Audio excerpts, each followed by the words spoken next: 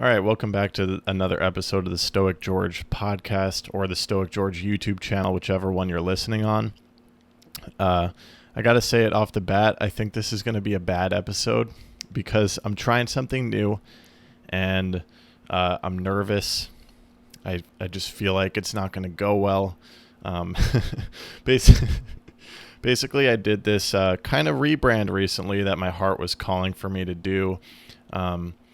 You may have noticed I changed the name of this YouTube channel from George Poulos 2 to Stoic George, which is the name I ended up using on my TikTok account.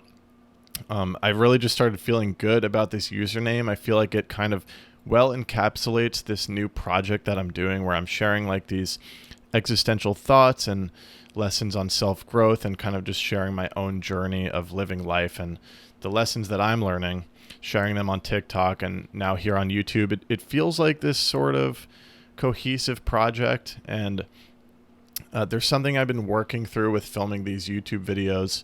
You know, I've been a YouTuber for a long time, doing skateboarding for many, many years, and now I'm kind of on this new journey of sharing about my self-growth, my enlightenment, my awakening, whatever you want to call it, where it's like I want to just open the channel and flow and say whatever comes to mind, but I've been kind of stuck in this like YouTube format where I perceive the camera in front of me.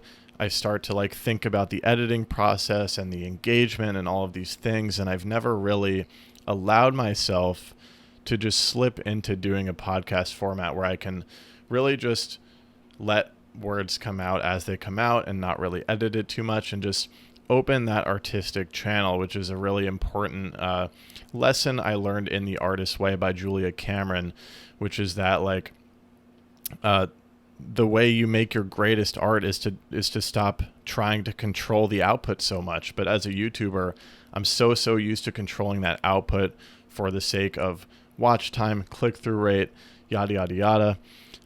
As I'm growing and evolving on my spiritual journey, I'm starting to let go of outcomes more and more and more. I feel like this mic is literally shaking, so sorry if you could see that in the video.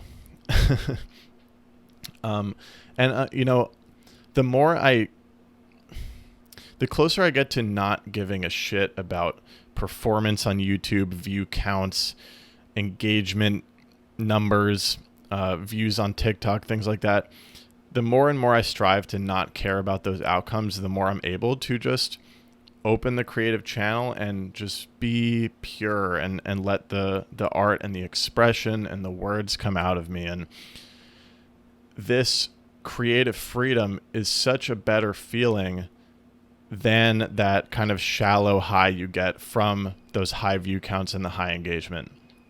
Obviously, in the back of my mind, like, I hope that this will turn into something, but being satisfied with this podcast and this rebrand completely flopping, being okay with that outcome, but still doing it because it feels good for me creatively, this is where I want to go. And yeah, just seeing the Stoic George, the new profile picture on my accounts and all the episodes listed out, it feels really good. And I you know, since starting my YouTube channel, which originally my first channel was about skateboarding, my favorite part about creating has always been these kind of self-expressive moments. And I used to do this type of video called a skate setup video. It was like all of my videos kind of had to have this skateboarding element because that was the brand that I was building.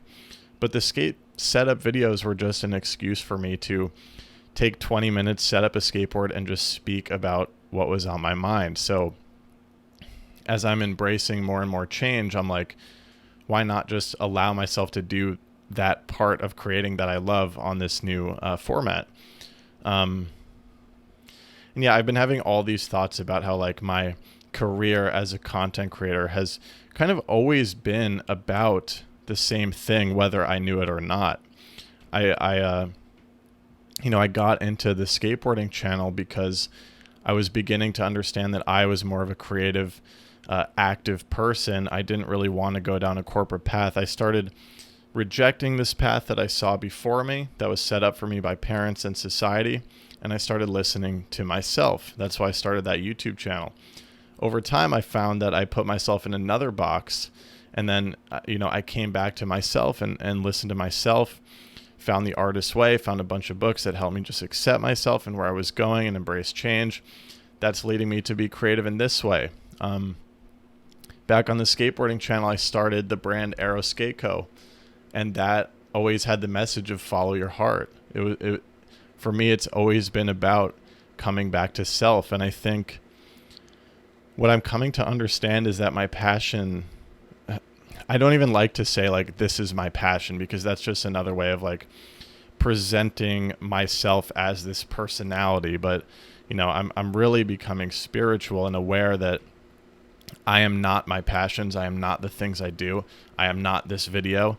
I'm the awareness behind it all, but I am aware of this drive to be creative in this way, and I'm aware of this drive to find myself and discuss how I'm finding myself and how I'm growing. And I'm so interested in just learning like the best way to live life for me, the way that's going to make me the most joyous and the most happy. And I think I've learned so many profound things about finding joy and peace, and I'm learning so much on my path of spirituality and awakening that I just feel I love expressing it. One, because it helps me, like sitting here and expressing myself and processing my awakening. It helps me understand it more so I can live in it more.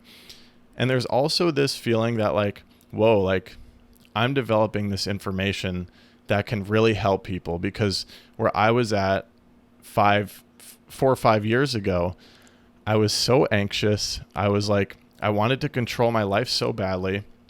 And I was just this huge ball of anxiety. And then, I found my spiritual path. It started slow, started trying to meditate, started, being interested in these spiritual thinkers. And the progress that I perceive is just immense. I mean, I found myself in a place where I'm actually comfortable with myself, and I actually accept all these nuances and contradictions about myself. And, when anxiety comes up for me, I know how to deal with it in a way that it's like I don't identify with the anxiety anymore. I found the observer seat. I get to watch it. I get to be interested in it. I kind of just get to enjoy this roller coaster of a human experience. In Buddhist terms, you could say what I'm learning on my spiritual path is how to reduce my human suffering, the human suffering that's built into us, anxiety, depression.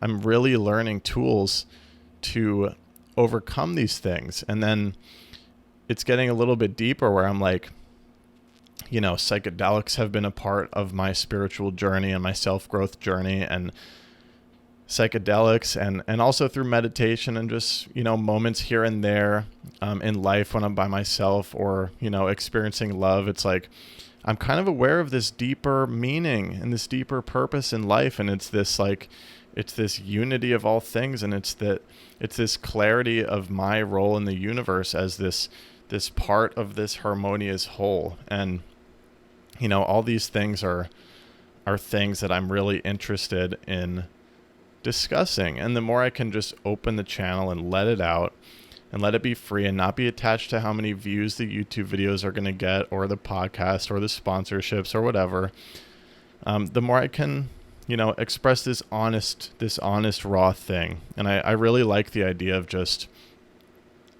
expressing and creating freely, because I think that's the reflection of the real life I'm living. I'm having this human experience. I think every single human experience is so significant.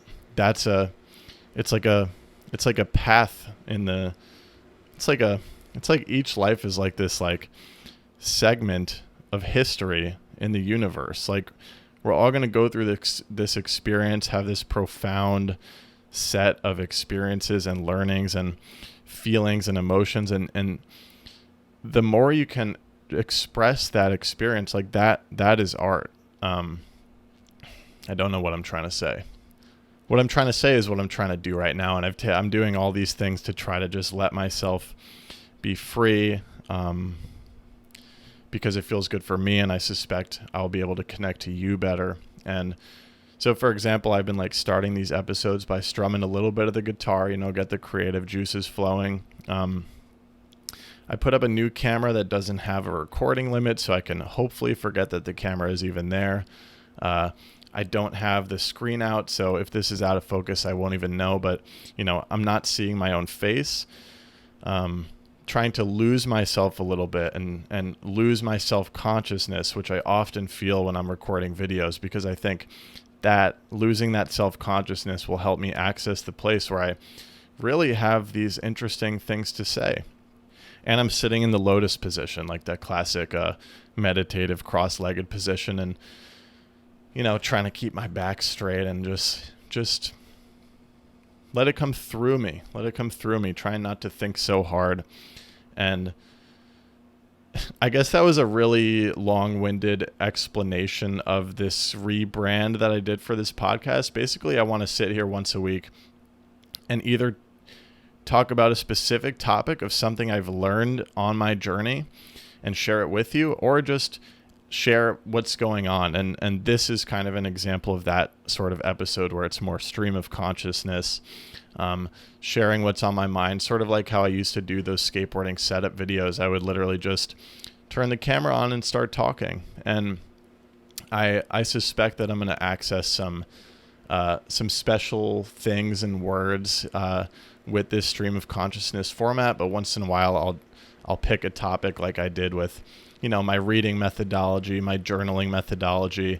I'm definitely going to share about the tools I have in my toolkit for progressing on my spiritual and self-growth journey, like reading, like journaling, like psychedelics, other sorts of mindsets, and whatever. So that's the Stoic George podcast. And here we are with the very first episode that I'm completely winging. And I think it's working. I'm speaking differently than I normally do in the YouTube videos. I'm not thinking about that editing process. So I think these tools are working. This, not seeing my face. That actually reminds me of a recent psychedelic experience I had with a substance called sass. I've alluded to this, but I haven't spoken too much about it. But one of the profound things that I experienced on this substance was it was in a nature setting, a camping setting, and I was not on my phone for the entire experience, and there were no mirrors around whatsoever. We were in the woods.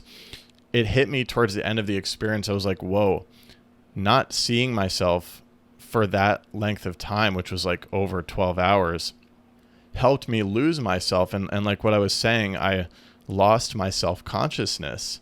I was not thinking about myself. I was just experiencing me. And when I say that, I mean, I was experiencing just the sensations of my body, the pullings of my, inner desires. I was experiencing senses, feelings, sensations, longings. But I lost that feeling of like others perceiving me, because I didn't look at myself and think about myself for such a long period of time. It was like, I was getting dirty out there in the woods. I was barefoot. I was, my hair is a big thing for me. I'm like always fixing my hair every time after I just did it before this episode because I know I'm going to be seen and perceived. I wet my hair, I put my product in it, I slicked it back. Normally when I'm out and about socializing, I'm like constantly, sometimes I'll get absorbed in the moment, but then I'm like always coming back to like my hair. That's one thing. And then I'll like, I'll fix it a little bit, make sure it looks good. What's happening when I lose my absorption in the moment and come back to my hair is a little bit of self-consciousness. And I'm thinking about how that other person is perceiving me, and I want to make sure that I'm presenting myself as acceptable to them. But what I experienced on the sass was a total loss of self-consciousness, and it was incredibly beautiful. And it helped show me a lesson that I recently made a TikTok about with a Ram Dass clip. It's like, we need to learn that we are inherently beautiful. There's nothing about us on the outside that's making us beautiful. Beauty is an essence that we all have automatically by default. We don't need to fix ourselves to prove ourselves to others. And it's like, if you can really fully, truly accept that you are beautiful and lovable, there's no need to have these moments of self-consciousness. And when you really do accept your beauty and your lovability, it's like, then you can really, be in the life that is around you and in front of you. You can really be a part of the whole. Self-consciousness is a wall that we put up between ourselves and others and the universe. So yeah, not looking at myself in the mirror or on my phone, and really losing myself to the experience in front of me was a very profound lesson, and showed me that, I can drop 100% of my self-consciousness. It's easier said than done when you're not tripping on psychedelics, but I had that experience, and now I know that it's possible. So yeah, how the fuck did I even get into that? But there's a profound lesson on the spiritual path for you. We are not the thing. We don't need to present anything to prove that we are beautiful and acceptable. That's inherent. And, what Ram Dass says in the clip that I recently made a TikTok about was that when you accept that you are beautiful, you don't need to prove anything to anyone. And if they don't see your beauty, it's their problem, not your problem. And you can move on and, keep seeking out relationships with that automatic understanding of each other's beauty. And that lesson, it breaks down the feeling of separateness that you have with other people. So in preparation for this, I didn't, sometimes I would really, really meticulously plan out these videos. That's something I did with the Artist's Way and with the Artist's Way episode. And this is all a learning process for me. And it's like, how I said that this episode is going to be bad?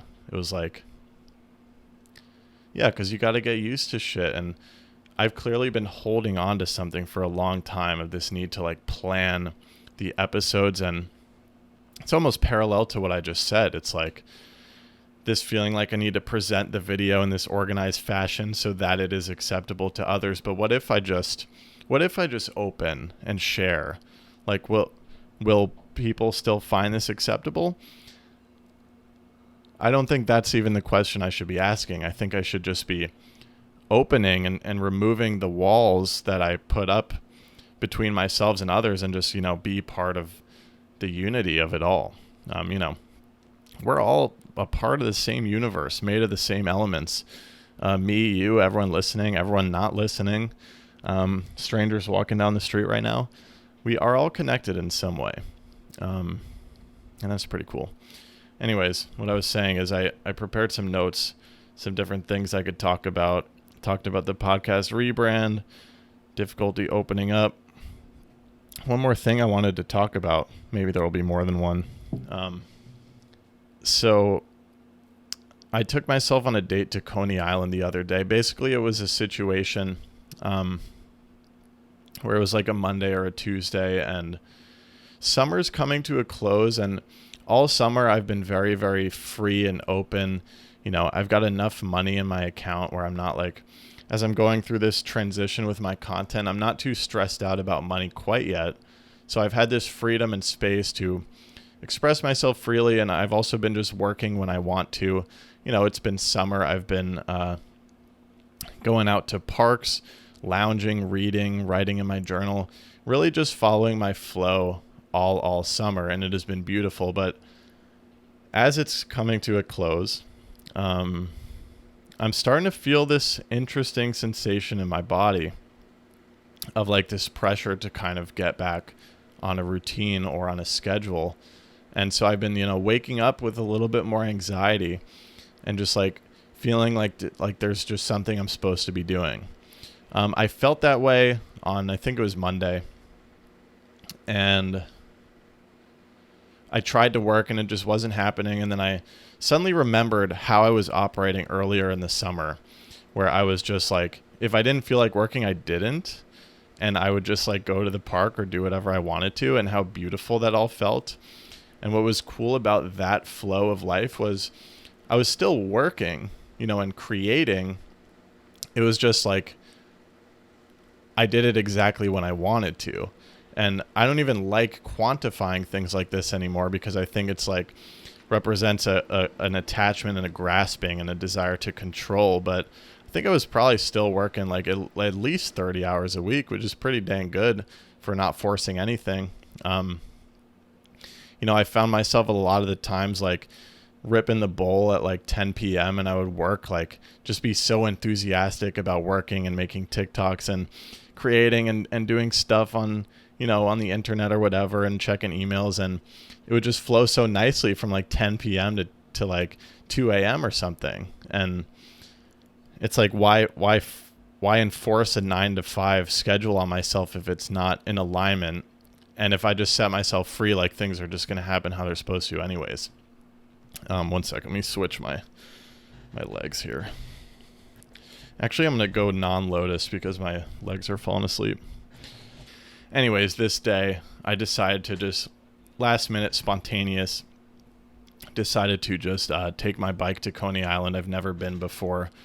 And I had this craving to do it. So I just, just packed up my bag, hopped on my bike and went to Coney Island, and I had a really beautiful time. And I had this sensation of like, holy shit, like I'm getting really, really, really comfortable being alone.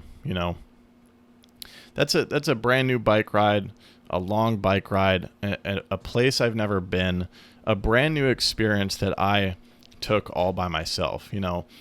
I'm not the kind of person who has like, already gone to Europe for like a month by myself. A lot of people do that shit.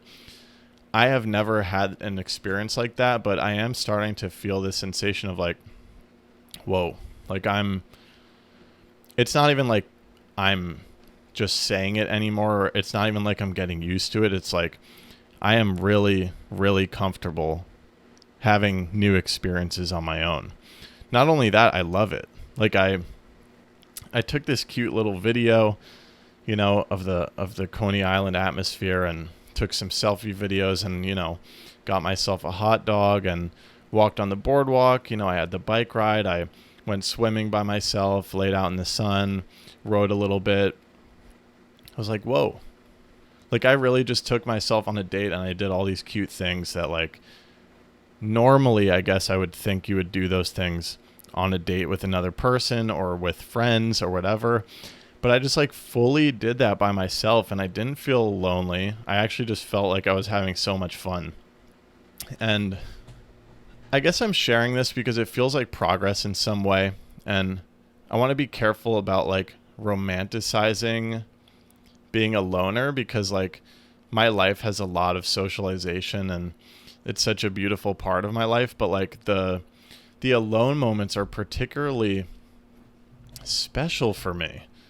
There's something about them where it's like, I don't know, it's kind of like the same way that I like sitting here by myself and just expressing myself. It's like when I'm alone, I feel really, really free, and I feel like in touch with this like beauty of life. Like I really get to just absorb into the universe. And I don't know, I found this real ease being by myself. Like some of my favorite moments are literally just sitting by myself in a New York City park, and being on this Coney Island date. It's like when I'm alone and just doing what I want to do, and just like thinking and processing, and, not being accountable to anybody else, just like being there.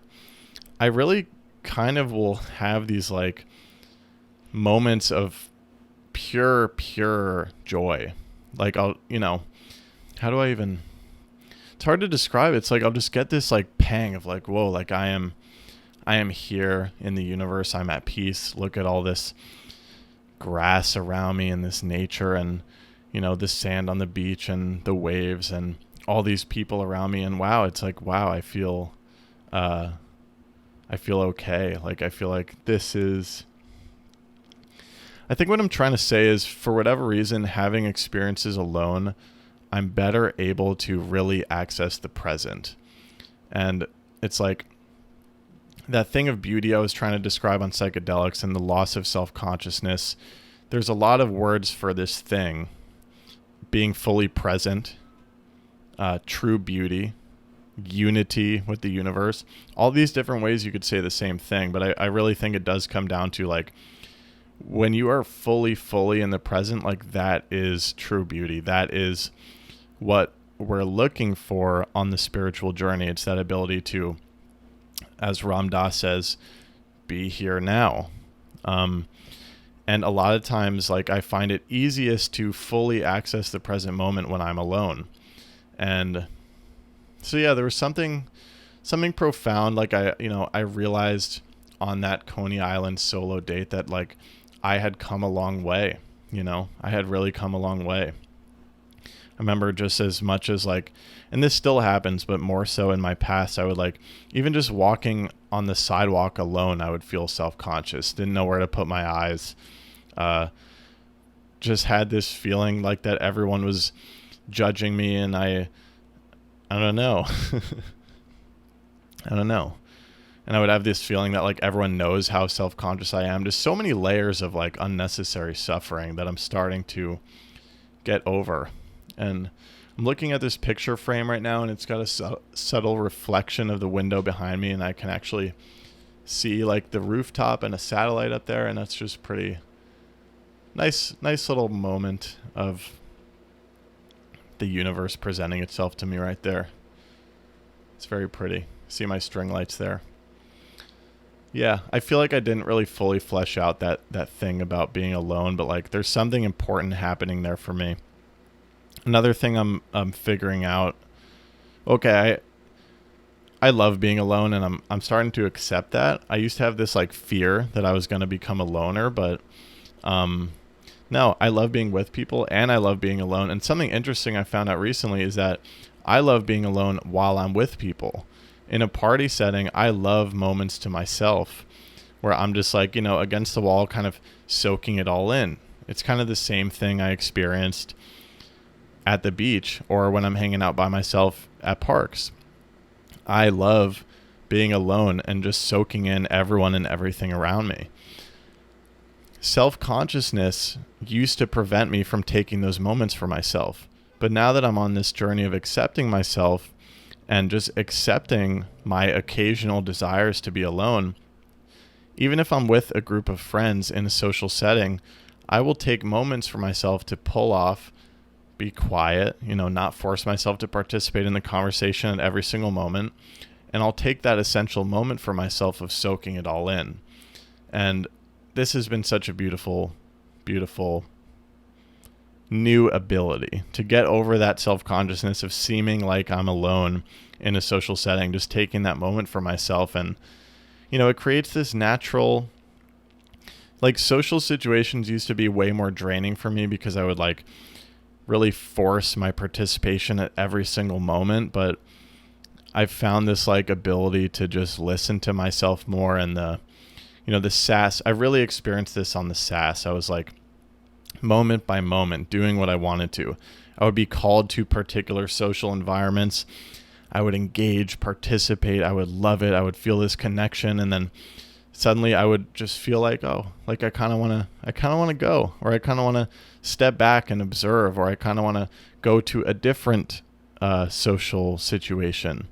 And on the psychedelics, since I was so, all my barriers were down, I was just, like, moment by moment, going to be alone, going to be with people, going to lay down, going to dance, whatever. Very cool lesson. That's very much aided my peace and joy in life. Accepting yourself. I talk about accepting yourself a lot. There's all these, I don't know, there's a tendency in life to control ourselves and our inner desires, but the thing that you learn with mindfulness and meditation and psychedelics and all the tools in the toolbox is that we don't really get to control our desires. There are these invisible forces at play built into our bodies and our minds that drive us to do certain things. And it's like, love is a good example. Like, love is going to find a way to pull you in a certain direction no matter how hard you try. Like, it's not something you can control. And love is just one example. There's so many of these things. Like, for me, one of them is this pull to, at times, be alone. And instead of resisting that and feeling like, oh, I need to be, if I listen to this, then I'm going to become antisocial. No, just let all that external shit just pass by your consciousness and just flow with your nature. That's the way. That's the way. What else did I write in my phone?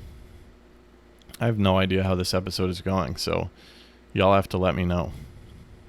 I almost feel like, let me see how much time it's been.